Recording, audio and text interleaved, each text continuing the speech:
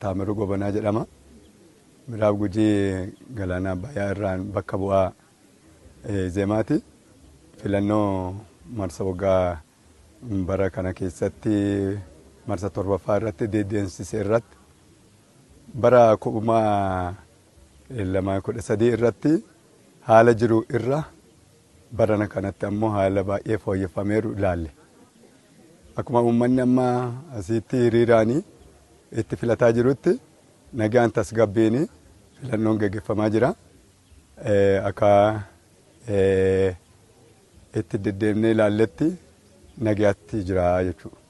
Galaana Abbayyaa ወረዳ የክልል እጩ ኢዜማ ነኝ። ታምሩ ጎበና እባላለሁ። በጣም ዲሞክራሲያዊ ህዝቡ አሁን የራሱን ይሆናል ይመቸኛል የሚለውን እየመረጡ ነው የሚገኙት እና እኛም ደግሞ እንደታዘብናቸው በየጣባ ሄደን እንዳየነው ሰላማዊና ፊታዊ ነው ምርጫ። በጣም 2013 ከተደረገው የዘንድሮ ደግሞ በጣም ፊታዊና በጣም አስደሳች ነው።